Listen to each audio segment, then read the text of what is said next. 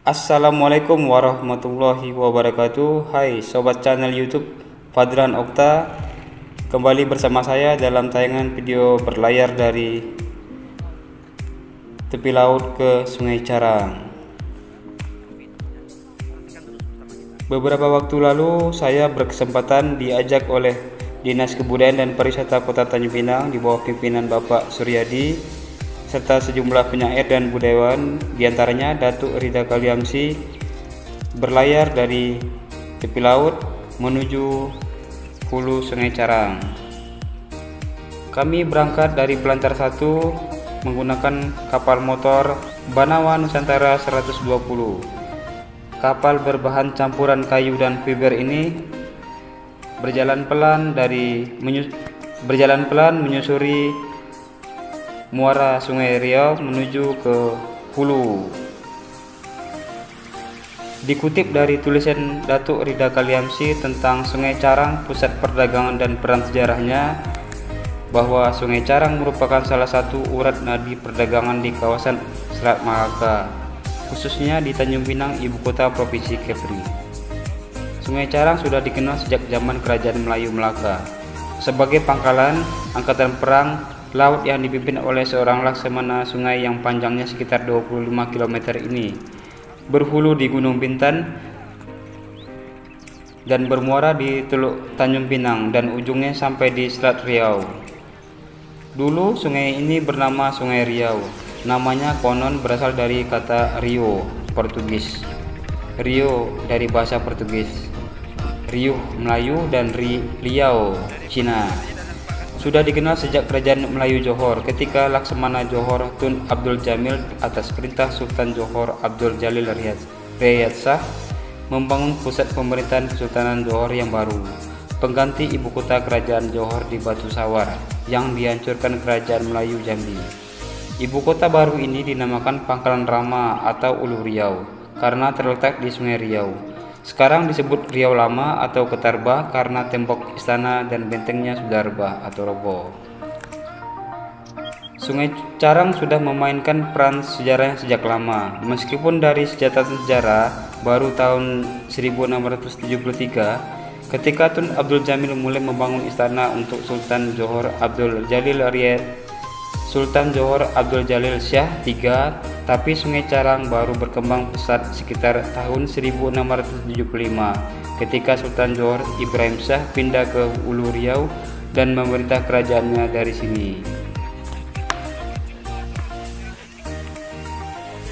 Ada 3 periode sejarah Sungai Carang sangat berperan sebagai pusat perdagangan. Pertama, masa Kerajaan Johor, Pahang, Terengganu, dan Riau antara tahun 1673 sampai 1722 Masehi. Meskipun di masa pemerintahan Sultan Mahmud Mangkap di Julang sekitar 1685, ibu kota Johor pindah kembali ke daratan Johor, tapi Sungai Carang yang dijaga Tun Abdul Jamil tetap ramai. Sungai Riau baru sepi ketika Tun Abdul Jamil kalah perang dan terbunuh di Johor tahun 1688, tapi tahun 1709 sampai tahun 1714 Sungai Carang kembali jadi bandar dagang karena Sultan Johor Abdul Jalil Riyad Shah kembali memindahkan ibu kota Johor ke Ulu Riau tahun 1714 sampai sepi tahun 1719. Sultan Johor Abdul Jalil Rahmat Shah Raja Kecik kembali memindahkan ibu kota Johor ke Ulu Riau sampai ia kalah perang dan menyingkir ke Siak tahun 1721. Periode kedua, periode Kerajaan Riau, Johor, dan Pahang yang bermula 1722 Masehi. Puncak kejayaan Sungai Carang terjadi tahun 1777 sampai 1782 pada masa Sultan Mahmud Riyad Shah dengan yang diputar mudanya Raja Haji. Tuhfat Ahlal Nafis mencatat betapa ramainya Sungai Riau dan muaranya menjadi tempat berlabuh kapal dagang yang datang dari berbagai negara dan kehadiran pedagang berbilang bangsa. Di periode ketiga, ketika Belanda semakin menancapkan kukunya di Tanjung Pinang dan menjadikan Tanjung Pinang sebagai ibu kota Kepresidenan Riau, Sungai Carang atau Sungai Riau dan Tanjung Pinang menjadi bandar dagang yang diinginkan Belanda bisa menyaingi Singapura yang dikuasai Inggris. Setelah Belanda pergi dan Indonesia merdeka, Sungai Carang tetap berperan sebagai urat nadi pelayaran dan perdagangan. Karena pelabuhan Kampung Melayu Batu Enam menjadi pelabuhan utama dan transshipment. Ada tangki-tangki penyimpanan BBM dan gudang-gudang penyimpanan sembako sebelum dikirim lagi ke kawasan sekitarnya, ke Natuna, Lingga, Jambi, dan Priok, di samping ke Singapura tentunya.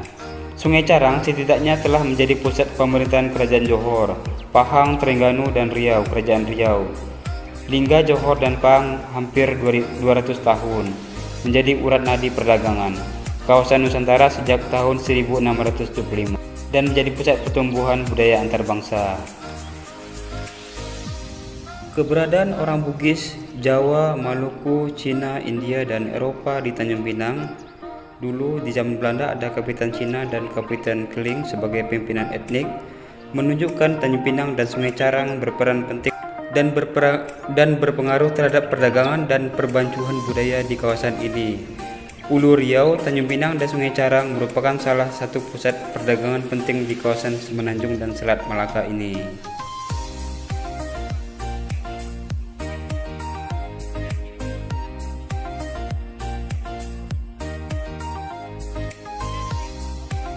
Oke sobat channel YouTube, sekian dulu video dari saya, dan jangan lupa subscribe, like, share, dan komen agar saya semakin semangat lagi dalam menghasilkan konten-konten berkualitas tentunya. Terima kasih. Wassalamualaikum warahmatullahi wabarakatuh.